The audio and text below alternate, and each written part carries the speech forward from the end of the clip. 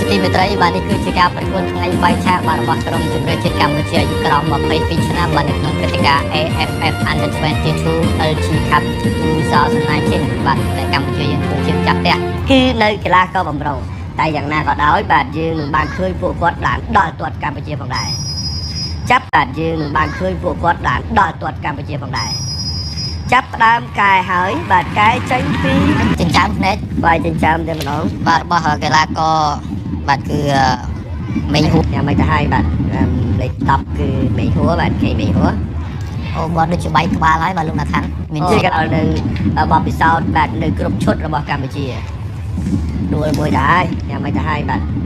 លេខ10ក្បាលហើយបាទលោកណាថាន់មានជាហោអូចិញ្ចើមបាទបែកមេហួរ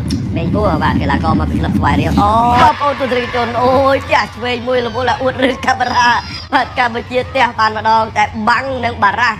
ការពាររបស់ជុនជីននៅមេនេះក៏ចលាបាទតែនេះគឺជាគ្រឿងថ្មីដើម្បីបម្រើអារម្មណ៍ដល់បងប្អូនទូត្រីជនអូយផ្ទះឆ្វេងមួយរវល់អួតឬកម្ពុជាអូយស្ដាយណាស់បាទបាល់កន្លះជើងទៅឆ្វេងមកមួយទៀតក៏ចាក់បីបាទឆើតវិញមើលស្ដាំពីខាងស្ដាំទៅបញ្ជូនចុះក្រៅវិញចាន់ក៏ធាក់លើកម្ពុជាលោកផ្ទួនរបស់កម្ពុជានេះជាការសម្រុកមើលទៅគឺពេញភ្នែកដល់ណាបាទរៀងឥណ្ឌូនេស៊ីបាទនឹងម៉ាឡេនឹងមីយ៉ាន់ម៉ាបាទឥឡូវនេះឱកាសរបស់ក្រុមបាល់ទាត់ម៉ាឡេញាក់របស់ក្រុមបាល់ទាត់ម៉ាឡេញាក់មួយសិនទៅអត់រួចទេបាទជាមួយនឹងអនច័ន្ទប៉ូលីសនឹងប្រះការពារដួលខ្លាក្រោយមួយទៅហើយអត់អីទេបាទបន្តការប្រកួតបាល់ជំនាញរបស់កម្ពុជាតែខាងម៉ាឡេស៊ីបាទបានហើយបញ្ជូនទៅក្នុងបន្តិចឱកាសបញ្ជូនកាត់ទៅបន្តទុកមួយហើយក៏សុទ្ធបញ្ជូនស្ដាប់ពីប្លុកនឹងខ្សែការពារមុនដណ្ដើមបាល់បាច់ពីណៃបាល់ល្អអេឡង់ជើងស្ដាំរបស់ Safri ទើសនឹងប្រះការពារដួលខ្លាក្រោយមួយទៅហើយអត់អីទេ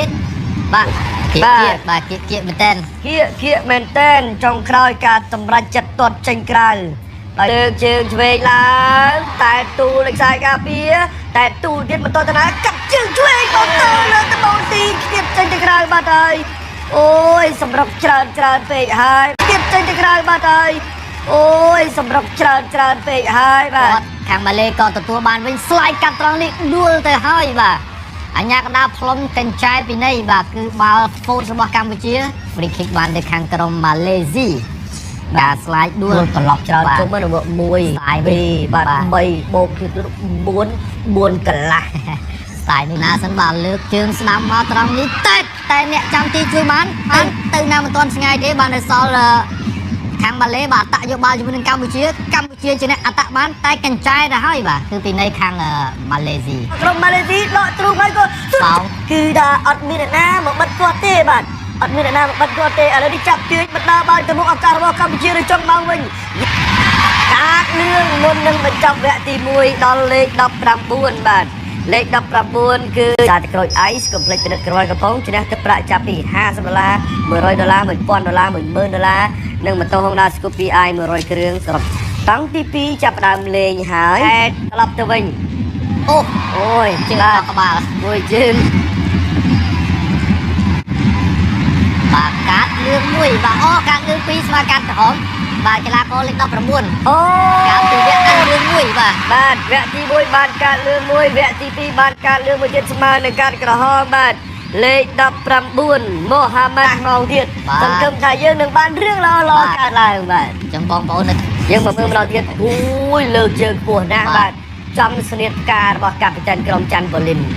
គាត់ថាមានរបួសវាយទៀតបបាយបាទលេខ12របស់យើងគឺម៉ាត់ចិត្តកំហេងបាទសូមអធិស្ឋានខ្ញុំអានឡាតាំងបាទដោយសារខ្ញុំអានឡាតាំងអញ្ចឹងខ្ញុំ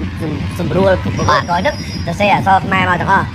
កំហេងអ្នកថយទេហើយលើ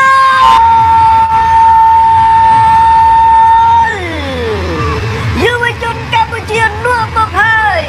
ជាង20ម៉ែត្រដែលអាចសុទ្ធបញ្ចូលទីបានសម្រេច40ខ្សែការពារ